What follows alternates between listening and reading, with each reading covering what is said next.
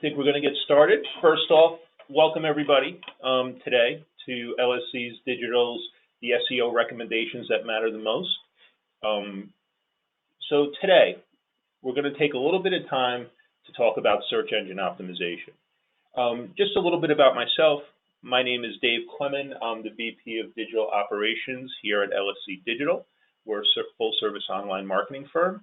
And I've been directly involved with search engine optimization, I want to say, starting in the late 90s. I think my first website that I tried to optimize for was in 1999. I started working professionally, being very focused on SEO in about 2006. And over that time, a lot of things have changed as far as the tactics. But there are things that have pretty much stayed the same as far as overall over the past, 13 years now. And, as we work with clients, I get a lot of interesting questions. Some are based off of old information, some are based off of theories, some are based off of misinformation.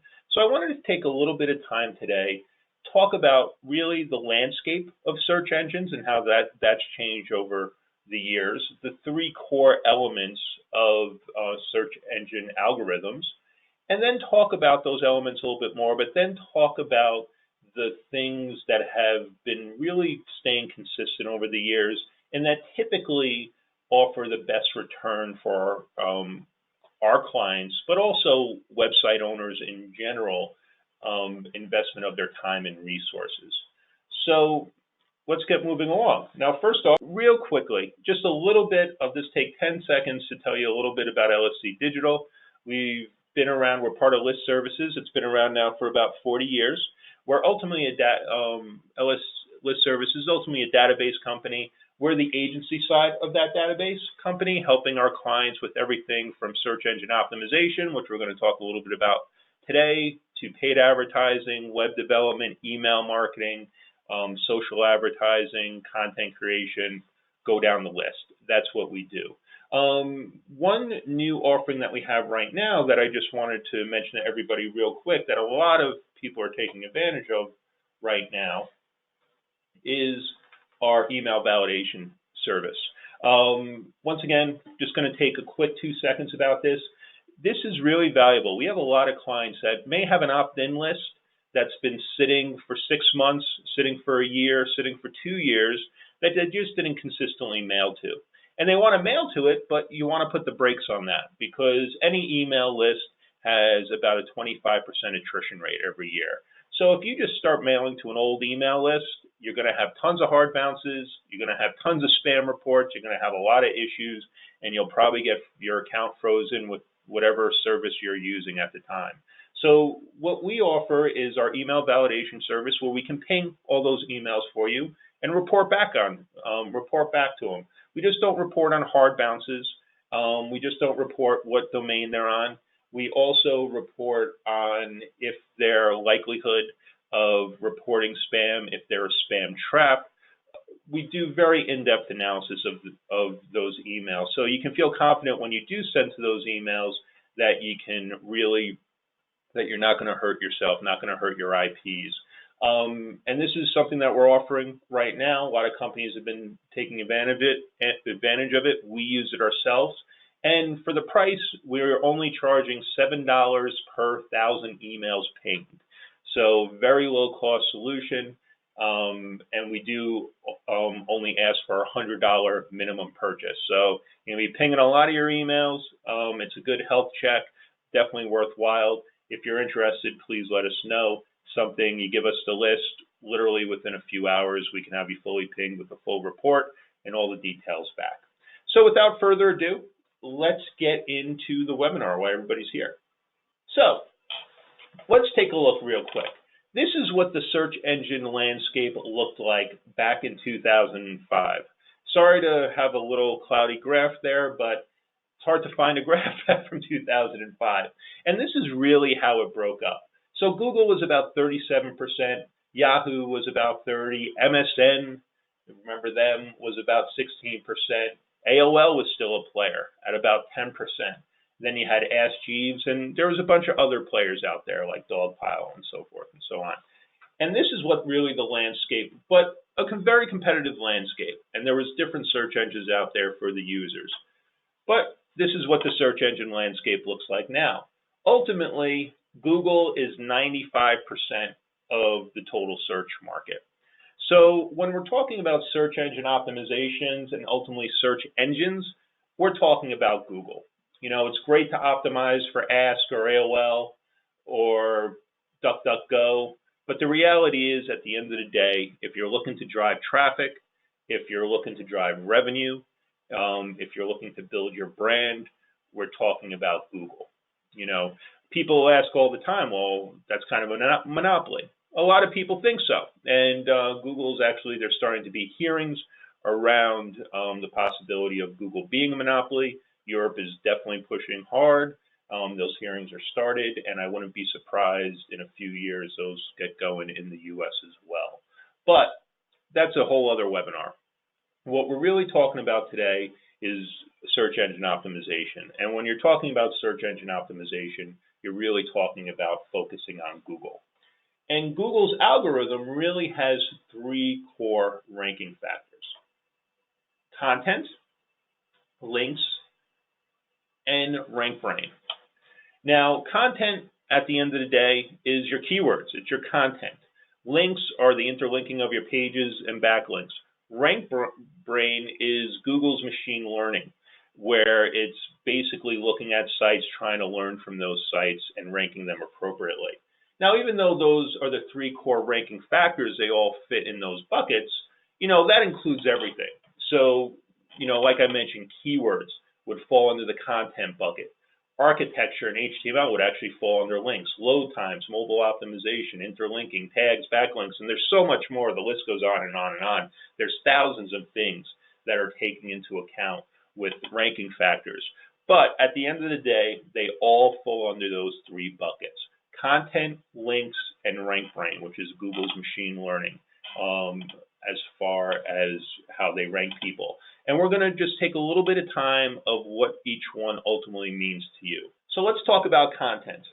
And you can't talk about Google and content without mentioning Google's Panda algorithm, which was released in 2011. And I want to start with a little story, an own personal story. It was October morning, made my cup of coffee, boot up my laptop, open up my Google Analytics, and this is what I see. And this is an actual screenshot from Google Analytics from one of my websites. And pretty much overnight, Panda took away all my search engine traffic. Now, what was the Google Panda algorithm update, which is still in place and is still continually updated? This was the first time that Google really started combating what we call thin content. And you might actually be still getting these recommendations from SEOs, because I even see it from, you know, companies that are paying a lot of money. Their SEO, hey, create a ton of content, you know, put it up. And by thin, I don't mean short. I mean thin is not a lot of value to it. Pick a keyword, write a piece of content around that. Pick a keyword, write a piece of content around that. Not really thinking about the user experience. Just thinking about keyword density, which, by the way, is a little bit of a myth, and word count, and just getting up tons of thin content. And the site in question, which I worked on for years and years and years, had thousands of pages. And I was getting tens of thousands of visitors a day. And it was all unique content, but it was extremely thin content. It was very focused on particular keywords, writing content, and just, it was a volume game. Quantity over quality by far. And I learned a very valuable lesson that day. As with my traffic, the revenue disappeared as well. That when you think about SEO, and it's a little bit cliche nowadays, but it's absolutely true. You don't optimize for Google.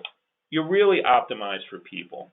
You know, when I started out in SEO, like I said, back in the late 90s, but then moving into 2006, you could definitely game the system. You know, if you would have asked me in 2008, hey, Dave, I want to rank for this term, I could, with a reasonable amount of certainty, I could give you a time frame when you could rank for number 2 for a specific term, how many links you need to build, and how much it would cost. And it wasn't really a question of if you could rank for the term, it was more of a question if you could afford to rank for the term. Well, that's really changed as Google's changed. Google, just like all of us, the longer you do a job, the better you get at it.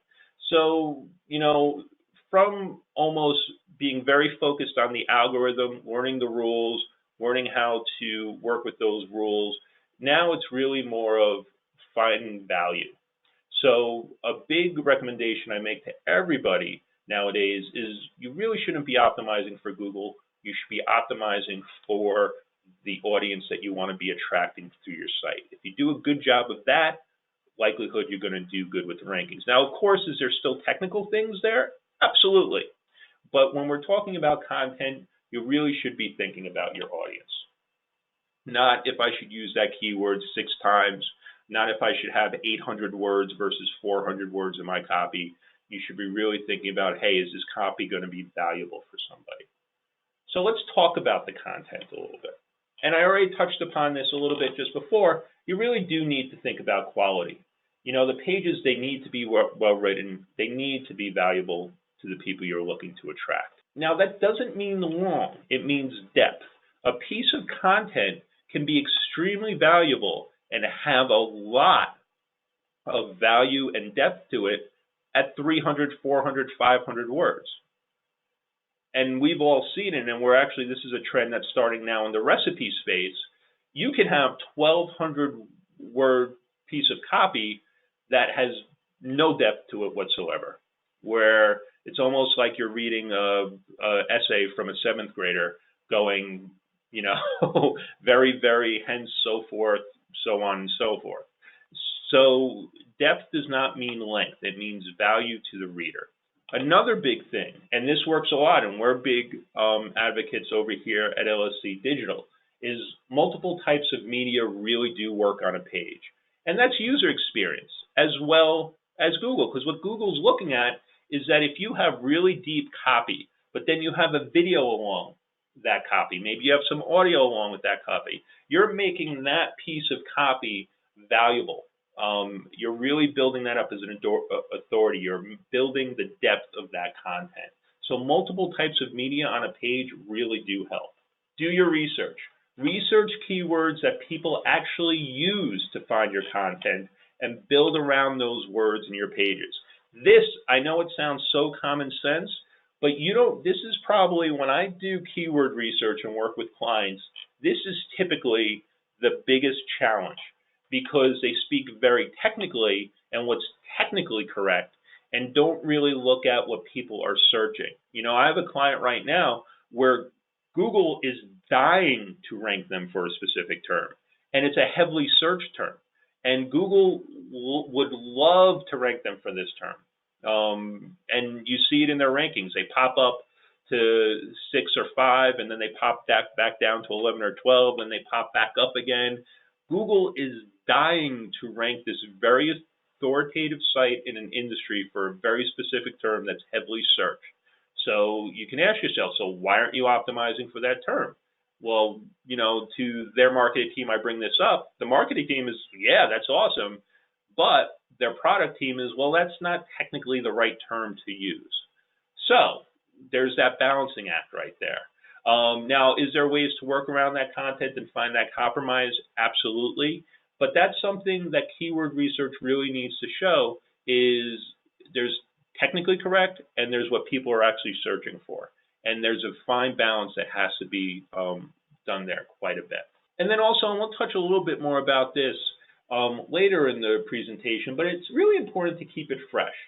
And we're not just talking news items.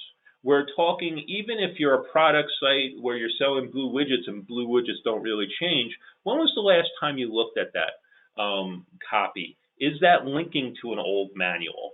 Do you have links going out to other things that are expired?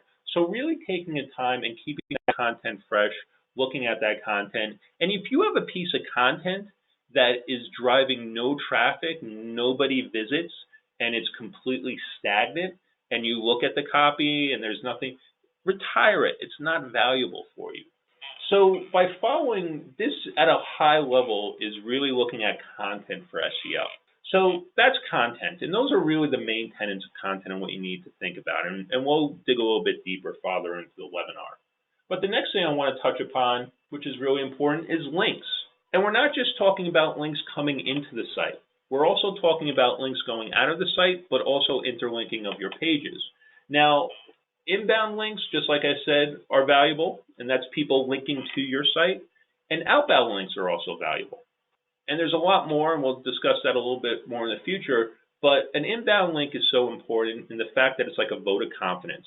If a site's linking to you and you're not linking in return, but they're linking to you, they go, hey, if that site's linking to you regarding this piece of content, you must be a trusted source. So that's basically, hey, that site's saying, hey, you're a good piece of content. We need to be linking to you. So that helps your ranking. Outbound links are also important too, because remember, think of the user. So if you're writing an article about blue widgets and you find another really great, highly relevant article for some aspect of your article and say, hey, to learn more about this, go to this site, that shows that you're a valuable resource. You're really building up that piece of content, giving it depth. You're going to hear me say that with content quite a bit, giving that content depth. So outbound links are a good thing as well if you're linking to good sites that are highly relevant to your content, that bring more value to your readers. Another thing, anchor text is extremely important with links, both going out of your site but also coming into your site. It helps tell the search engines why are you linking to them. So instead of having abc.com, website.com, if you're going with, if you're linking to that site or that site's linking to you for blue widgets, having a keyword within that hyperlink is extremely valuable. And quantity does matter. The more quality links, the better. Quite simply, the more votes you get, the more it's going to help your rankings. And I touched upon this at the beginning, interlinking is extremely important. So how your pages within your own site link to each other. Are there keywords in the addresses? But also, once again, user experience. If somebody's reading an article, and then if they want to read more about a certain aspect of that article, and then you go, hey, if you want to learn more about this certain aspect, here's a link to that article within this website. You're improving the user experience. You're giving the content more depth. You're giving the website more depth. They're going to stick around. They're going to have a good user experience. Google's going to want to rank you higher for that term because you're giving a stronger user experience. And then finally, of the three core elements, rank brain.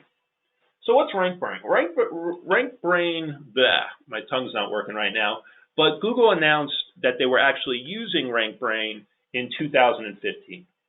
And this is a part of Google's core algorithm, which uses machine learning to determine what's the most relevant results to search engines. So basically, back in the olden days, people used to do this to confirm results. Now RankBrain's doing it. And I actually cited a link here that gives a very good overview of RankBrain at a high level. And there's tons of copy about RankBrain out there if you want to learn more. But that's a very good high-level article around RankBrain. And once again, we'll be sending out this deck. So if somebody misses it, don't worry about it. You'll have this in your hands. So a little bit more about RankBrain. This is different, and you guys will see this in your own search results. They're using different signals now to inform queries. So let's take an example of steakhouse. I do a search for steakhouse. A few years ago, if I did a search for steakhouse, it would just look at, okay, what website out there has the best content about steakhouses, has the most links, and I'm oversimplifying, but that's really kind of where it would look at. Now with RankBrain, they're looking at a ton of different things. They're looking at your location. Like me, LSC Digital, we're in Bethel, Connecticut. So if I do a search for steakhouse, it's going to know off of that context, hey, Dave's looking for a steakhouse probably within 20 miles of his current location, versus if I was down in New York City, which is an hour and a half away from here. It also looks at my search habits in the past. What do I like? What don't I like? And then also, and we'll talk a little bit more about this, content freshness. Hey, this site gets a ton of reviews. They just updated their daily special. So now, instead of being this very straightforward algorithmic decisions, basically, hey, these are the rules. Did somebody who has the most links, who has the most content, versus now based off of Dave's experience, where Dave is at, and really finding the context for those searches. So that's really what RankBrain is bringing into the picture now. And then also, too, this is important for you to know, because just like with users, you can become, in RankBrain's mind, if RankBrain always sees you show up for these searches and the users get a good experience and you're a good result, you will be seen as trusted by the RankBrain machine learning. So that's something to keep in mind. And then, and I bring up that same chart from that fateful day back in October 2011, RankBrain really did kill the days of one keyword, one page. That's gone. You know, I use the example here. Back not too long ago, you know, if you were selling spatulas, you would have an SEO person say to you, okay, you need a spatula page, you need a spatulas page, you need a kitchen spatula page, you need a pancake turner, a metal spatula, and you need to have pages for that and content around that. Once again, think content just like we were talking about before, but RankBrain can figure that out. RankBrain can go, hey, I know those 6, 7 pieces of content are all about a spatula. It can judge that type of relevancy. So the days of having tons of, you know, keywords like that where they're pretty much saying the same thing, but then optimizing that, you're wasting your time. It doesn't work anymore. If anybody's recommending that to you, you should really be doing it. It's a little bit different as far as product pages, you know, because you'll have the CX105 spark plug and then the CX51089 spark plug. It's not the same type of thing because they're two different products. But as far as this example, you know, you wouldn't go, okay, I'm going to optimize for spark plug, then spark plugs. So, and oh, then I'm going to intentionally misspell. That was another thing, the spelling of spark plugs. That's a complete waste of time. So we are starting to get a couple of questions right now. And one thing, okay, actually, one question that's in there I want to hold off on because it comes, we'll actually talk about that a little bit. So those are really the 3 core components when we're talking about Google search engine algorithm. Now, with that being said, it really leads ourselves to the question of anything that you do in regards to optimizing your site. You really need to be asking yourself, what does your website need to do to build its reputation on freshness, depth, diversity of quality inbound links, and higher user engagement? Any strategy that you implement, that is the key question you need to be asking it. Does it fulfill any of those 5 things mentioned here of freshness, depth, diversity of quality inbound links, and higher user engagement? If it doesn't do that, you're likely wasting your time. So with that being known, how do we take advantage of that? First thing, and this is probably the most technical thing that I will recommend to you today, but it is extremely important. And I'm also going to give you resources on how to take advantage of that. All websites should be thinking about structured data and ultimately schema. If you haven't heard it before, you know, you should at this point. So what is structured data and why is it important to SEO? Okay, so what structured data is, and this is basically setting up your code in a certain way that it makes it faster and easier for search engines to crawl, but it also allows them to use your content in different ways in the search results. And this is why it's so important, but also advantageous for SEO. So like, for example, I'm really hot on recipes with SEO right now because there's a lot going on there. And you guys see it all the time, probably right now. Everybody's given their life story is in regards to before they actually give you the recipe. Oh, this is my grandmother's recipe. I used to go there as a child for her chicken cutlet recipe. I love chicken cutlet and so forth. And then you actually get the recipe. I don't think that works. I think what they're doing, probably what is working more is things like schema. So like this screenshot right here I just pulled up was, so all those recipes weren't, written out like that. Okay. What happened is through the use of schema and structured data, it's allowing the search engines to pull that information in, and we'll talk briefly about rich snippets as well, where Google, somebody asks a question and through structured data can fill that question, and that helps gain you web traffic. Now there's a big debate there, and that once again could be a whole other webinar as far as Google, walling off the garden, so to say, because by them having more in-search results, somebody doesn't have to go to the website they're pulling that data from to get the answer. They have it all in search. But with that being said, people that are showing up in rich snippets that are doing that do gain more traffic. So structured data is extremely important for your SEO. Now, there's probably a lot of people on this call, this webinar, who are not technical people. Don't worry about it. First off, it's always best if you're involved with SEO for your organization and you're not regularly educating yourself and looking at Google documentation, you need to be, because they give you a lot of the answers. They want you to follow their rules. So, if you want to learn a little bit more about structured data, here's a great link. And once again, we're going to give you this presentation, so don't worry if you miss anything. But also, taking a little bit further, is I found some great resources for anybody that wants to start researching structured data, rich snippets, schema markup. It's all here. The first article is a great primer for anybody who's really at the beginner spot for structured data and understanding that and how to optimize your site for it. That's a great post. Now, as you go down, it gets a little denser, but this is some great information that I highly recommend you guys look at.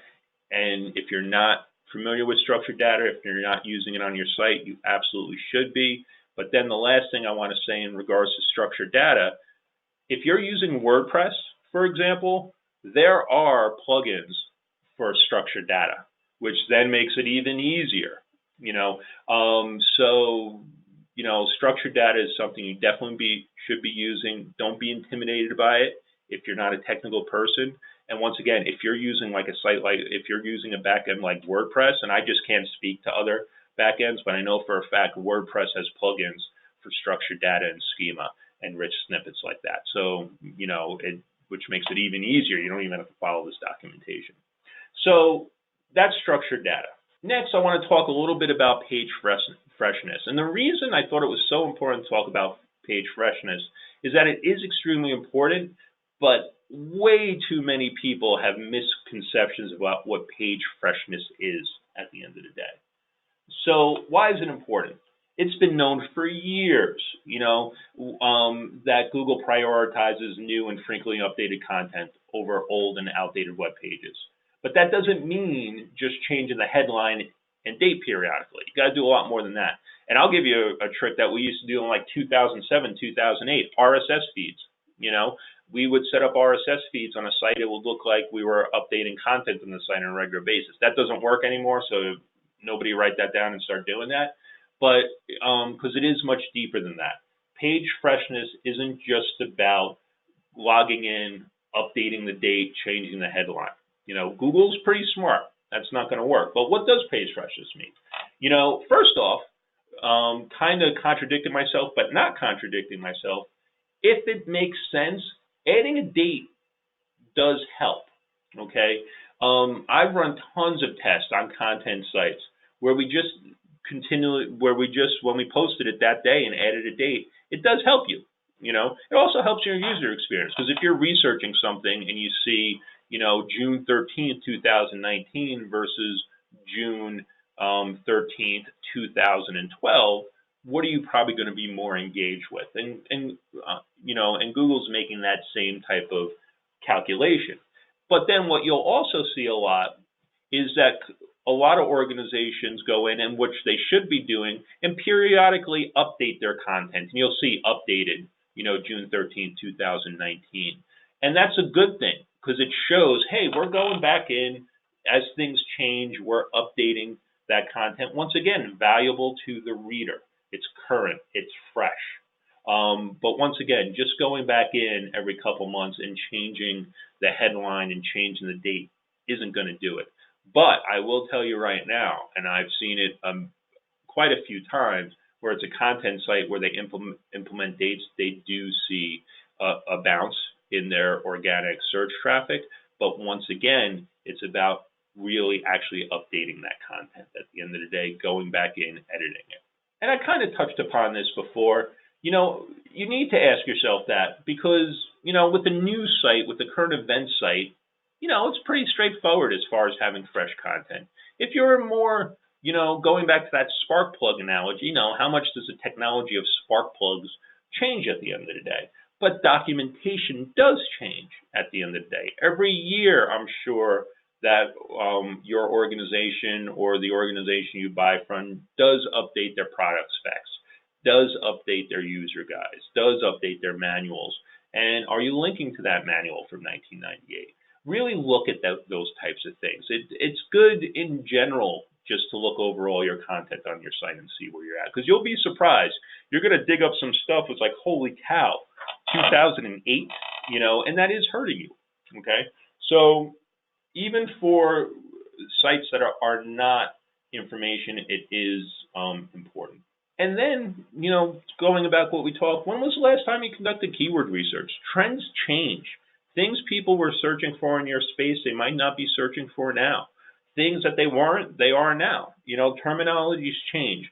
So it's always good to do a little bit of keyword research, what I call like a keyword research, checkup, see where the trends are. Because that keyword research you did a year, 2 years ago, there might be more opportunities. And there might be terms that were heavily searched that aren't searched anymore.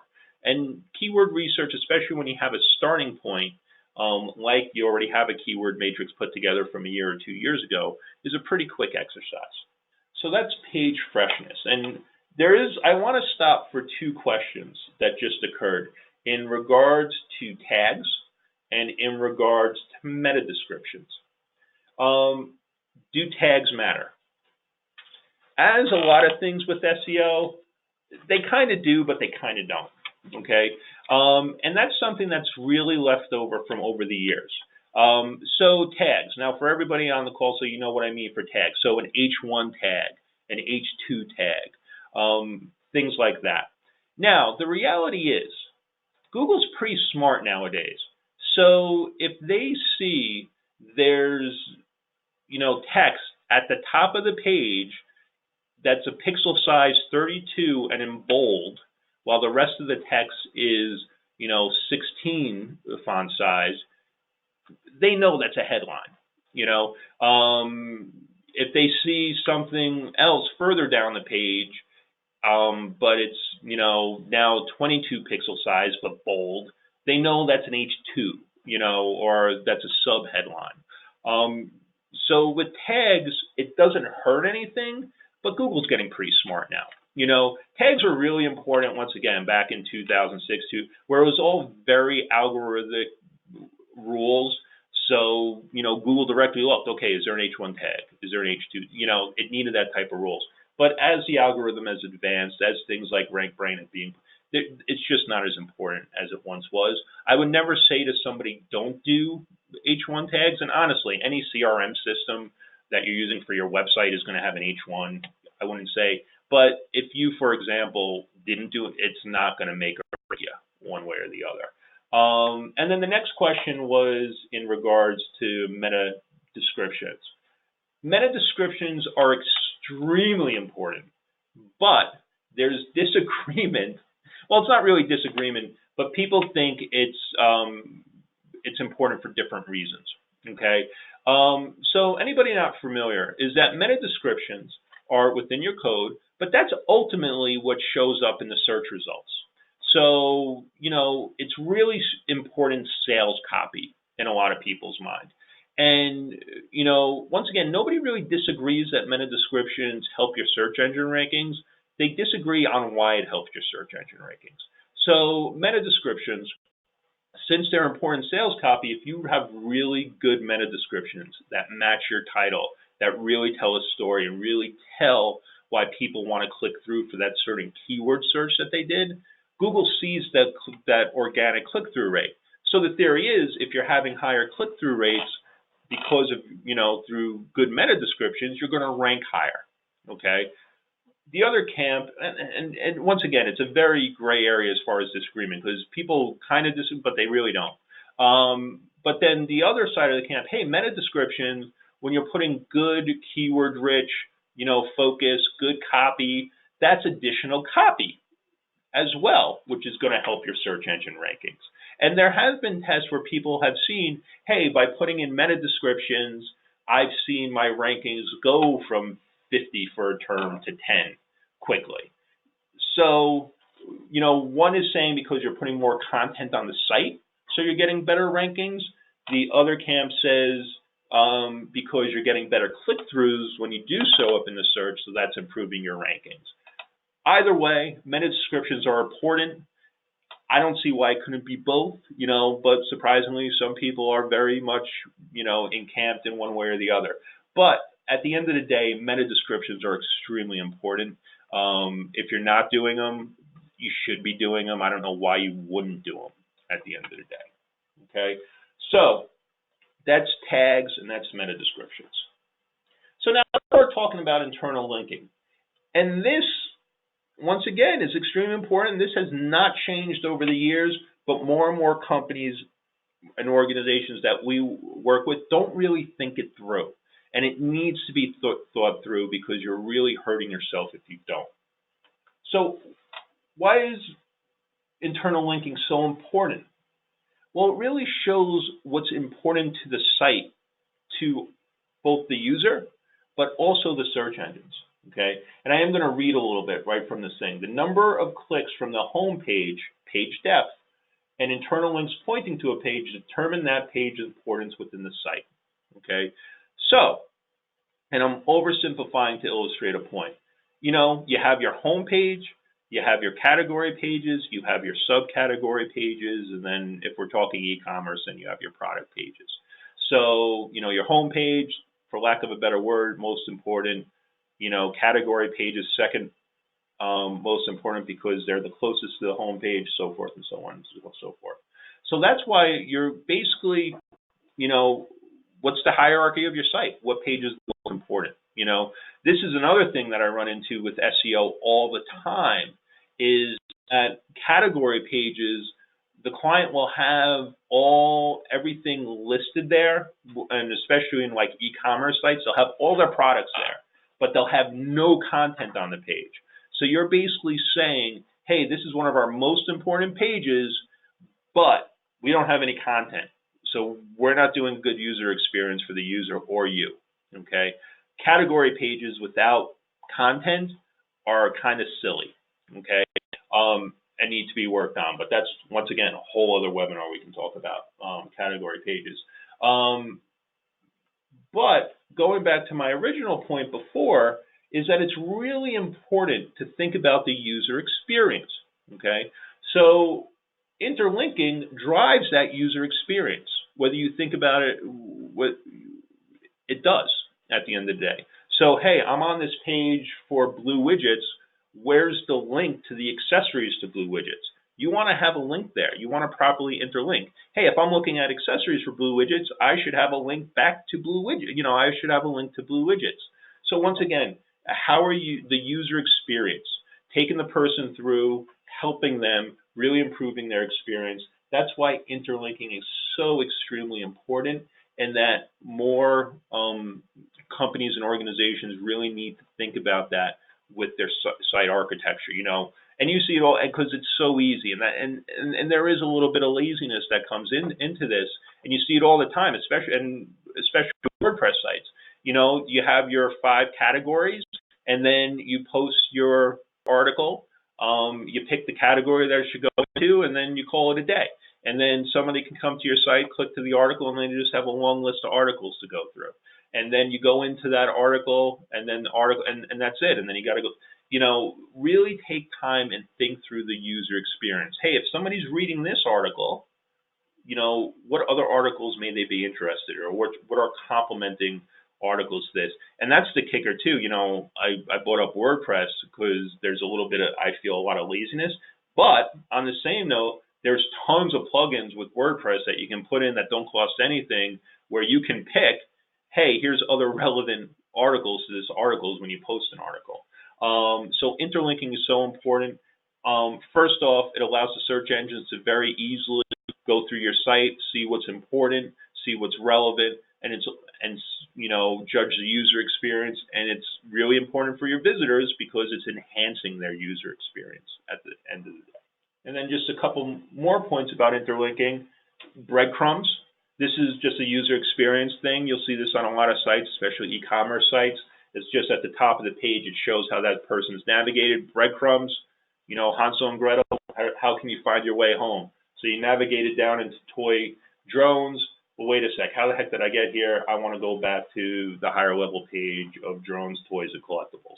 And you just click on that and you go back there. It's a user experience. Now, so interlinking. Some more resources here for you guys. The first one, a simple approach to optimizing website internal linking structure, great article, great tools. If you want to start taking your interlinking more seriously, this is really the way to go, okay? Really a step-by-step approach to interlinking, even gives you tools, spreadsheets, things you need to be using for interlinking. Highly recommend it, okay? There's also a good article that's been around for a while, and they update it on a regular basis. Internal link building, how to optimize your website using internal links. Both are extremely, but if you want to start doing like an audit of your internal linking, where there's value, how to structure it, that first article, no exaggeration, step by step, gives you spreadsheets, gives you the tools you should use. Phenomenal resource. Highly recommend it. And then backlinks. So these are links coming into your site. Now, why are backlinks so important? Like I stated before, they represent a vote of confidence from one site to another. So back in the day, and I'm saying that more and more the older I get, well, everything was about link exchanges, and reciprocal links. You could, now I'm talking way back, send out hundreds of emails and go, hey man, this is what I do, this is what you do, you link to my site, I'll link to your site. Everybody used to have link directories, even on their sites, resources page, all this fun stuff, and those were link exchanges, and it would help your rankings. But the reality is, it didn't speak to the quality of your site. It just spoke to the fact that you could send out a lot of emails to get people to link to your site because you're linking to your site. So there wasn't any real value.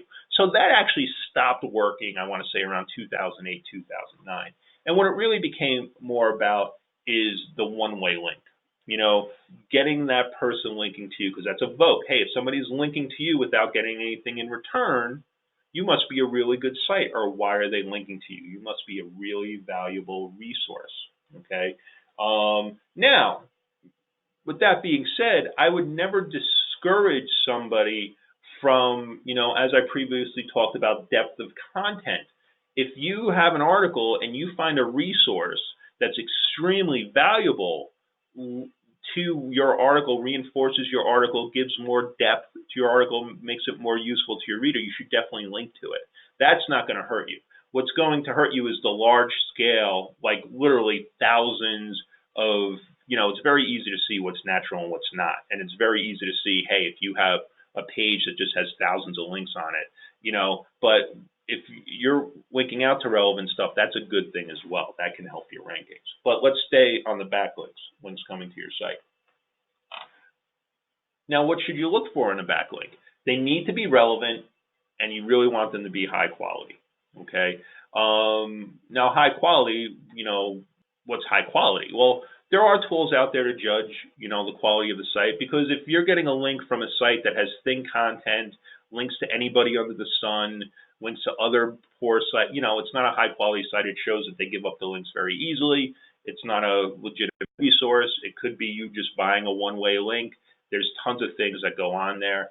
So it needs to be of higher quality and from relevant sites. So once again, if you're selling spark plugs and you're getting a link from an auto body shop or a car dealer or a mechanic, that's extremely valuable versus the local gardening center. Okay, not really relevant.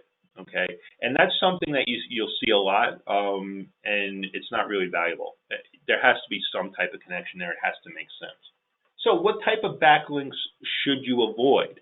Now, this goes back to another update that happened in 2012 that really rolled out and helped my demise in that one site as well.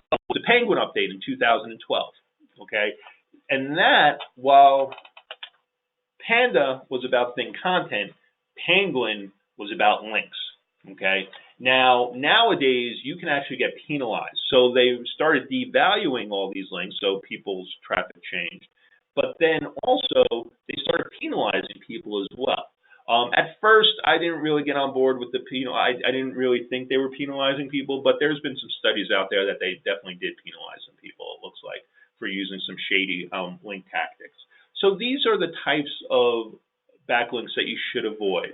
Okay, blog comments, press release with oh God, if I see one more company spend a ton of money on a press release thinking they're going to get some type of SEO benefit over it, I'm going to scream. Okay, I'm not going to go through the whole list. I'm going to stop. But the reason that's so, if you look at the one thing that runs through all those types of links, they bring no value to your visitor. Okay, so think about that. Having a link from a guest book brings no value to the reader. Having a link from a forum signature, no value to the reader.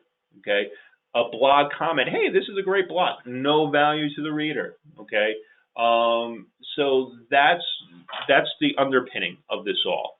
Where's the value? How does this help the reader? How does this help your content? None of those things really help your content. Infographic, oh God, 3 years ago, if I saw one more infographic, it was infographic mania. Okay, those types of tactics really don't work, so don't waste your time. You really need to be focusing on what your user, your visitor, where do you everything you do should really be thinking about how do you improve that experience for them. And then just a little bit more backlinks is, well, how do you get those quality backlinks? It's not easy. Okay, plain and simple. There's really not any trick to it. You just got to have good content, and you need to give somebody a good reason to link to you. And you also need to find ways of making large group of content creators aware of your content. That's the thing. You're trying to gain one-way links from other websites, so you really need to be attracting the people that create those content on the other websites to say, hey, I need to be linking to this stuff. Now, there's things you can do, outreach, you can do PR, you can do all that stuff. But the reality is, at the end of the day, the one thing that we all have access to, and we all don't need millions of dollars to, is social media and our email. Okay, we're big believers of this over at LSC Digital. Content syndication. Now, it's very democratic, because the reality is you can put out a piece of content, you can put it out on Twitter, LinkedIn, Facebook, YouTube, you can put it everywhere. If it stinks, nobody cares about it. If it's good, it's going to rise to the top. Now, you can put money behind it as well to get it out there, and unfortunately, platforms like Facebook, you really do, it's pay to play nowadays. The days, and we talked about that in our last webinar, back a few years ago, Facebook was awesome for organic. Organic reach has pretty much disappeared. So a lot of these are pay to play. But the reality is, this is what's available to most people. Also, email. If you have an opt-in list, reach out to those people. Get that content out there as much as possible. Let's just use LSC Digital today. So we do this webinar, and we have a YouTube channel, and all you guys, and a few, I looked at the list, have been on multiple of our webinars. We'll do this webinar today. We'll cut up this webinar into little bite-sized pieces. We'll write content around this webinar. We'll create a page, have the video up, have content up, syndicate that content, get it out there, get people engaged with that content, so forth and so on. And that's really how you help your organic search rankings. And that's what's really available to most people when they want to really build out their content, their one-way links, is create great content, get it out there, get it out across all channels. And there is a little bit of, a lot of stuff is going to sink. Nobody's going to care. Other stuff people are going to care. And then that goes into, and this is where the silos are really disappearing, because if you don't have great social channels, if you don't have engagement of your audience, you could put out great content. Nobody's going to see it unless you put a ton of money behind it. And then I would refer everybody back to our last webinar on how to build those audiences. But it's all very hand in hand. It's all content, because at the end of the day, what is the internet? The internet is content. So it's about getting that content out there, getting those people engaged with the content. So in review, this is what we covered today. Talked a little bit about the search engine landscape, and ultimately at the end of the day, 95% of the search engine landscape is Google. The 3 core ranking factors of content, links, and rank brain. Structured data, don't be intimidated by it. There's a lot of resources out there to do it. And if you're on platforms like WordPress, there's plugins that make it even easier. Think about your page freshness. And remember, it's not about just changing the date and the title. It's about updating your content, taking a look at it, make sure everything's fresh and in good shape. Internal linking, thinking about how people navigate through your site, how you can help them do that and improve their overall experience. And then finally, backlinks, and putting together great content and syndicating it, getting that engagement. So that's at a high view. Hope everybody enjoyed the webinar and found a lot of value out of it. Any questions that we didn't get to today, I will definitely respond to. And if you have any questions, please feel free to reach out to us. Also, you will be receiving a survey in, an hour or so. Please fill that out. We're trying to do these webinars on a fairly regular basis. We also have another webinar coming up in regards to testing and optimization. Please go to our website, go on the lscdigital.com, click on the free webinars tab, sign up for that. And without further ado, I want to thank your time and thank you everybody for showing up. It's really been, I've really enjoyed putting together this PowerPoint. I had to really up my game and dust off some old things. So that's awesome. Anytime I can really expand my knowledge, I really appreciate it. So thanks a lot for your time, everybody. Please answer that survey and have a great day.